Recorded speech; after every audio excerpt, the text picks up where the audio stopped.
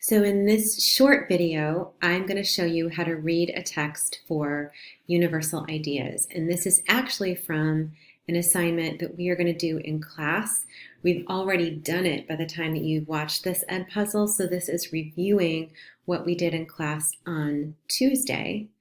So if I have here, as I'm reading, I'm going to start with, in English, my name means hope. So I'm going to stop because I know that hope is a thing. It is an abstract noun.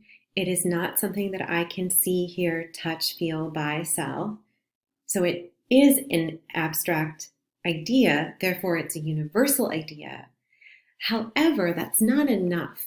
I have to double check that that universal idea is really at play here in the text that I'm reading. So if her name in English means hope, that could be that a universal idea in this passage is hope. However, it could be that really she's just describing what her name means. And in fact, maybe it doesn't mean hope, the passage. Maybe the passage means something entirely different or opposite. So just because a writer states or writes a universal idea on the page, we need to find out, sometimes we need to find out how a universal idea is implied and not explicitly stated. So when I imply something, I am not coming out and saying it directly. I am saying it indirectly. So if you think about like a sub, like to sub someone or to make a sub, right? It's beneath the text. So in this case, it's beneath the text that you're reading. So we have to assume that as we advance and as we get older, we want to read, remember, for the pieces of the text that are not at surface level. And that's what universal ideas are. They are the ideas that are deeper than surface level. And I want you to remember that not most universal ideas are not explicitly stated in the text. And that is a huge lesson as we advance as sophomores. So yes, on the page, she literally writes hope. And yes, hope is a universal idea. But now we have to go one step further. Does this passage connect to hope? Does it represent hope? Does it speak to hope?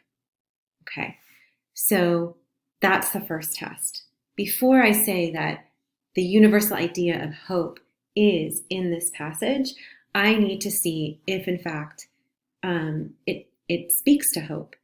So in order to do that, I know that hope is positive and hope is a beautiful thing, right? And I'm going to read for things that are very positive, and in this passage, I'm checking it against that positive universal idea to see if this passage is about the universal idea of hope.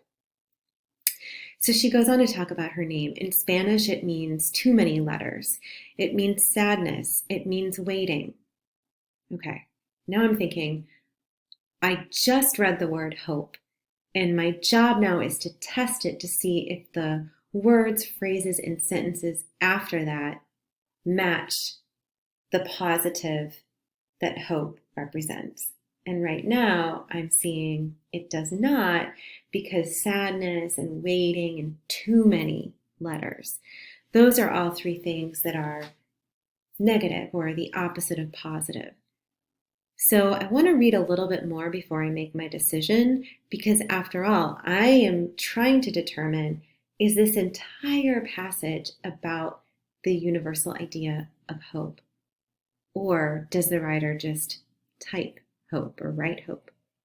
So I'm going to continue just to make sure that I'm not missing something. Again, I'm reading for, is it positive like hope or the opposite of that? A muddy color. It is the Mexican records my father plays on Sunday mornings when he is shaving, songs like sobbing. So muddy and songs that make you sob or cry. So right now, if I had to stop, I would say it is not about hope. In fact, this passage is the opposite of hope. And to me, it is sadness, it is grief, perhaps, or any word that kind of goes along with it with sadness. So what I want to do is I want to click this big list of universal ideas. And this is linked throughout this week's digital notebook. And this is like your best friend this week. And if I know that it's the opposite of hope and the words that the author writes and the feeling that the author evokes is sadness and grief or anguish, I'm going to look for words that are synonyms or that are also that feeling of sadness. And I'm testing it out and I'm thinking, oh, here's anguish. If I don't know what it is, I'm going to type it up.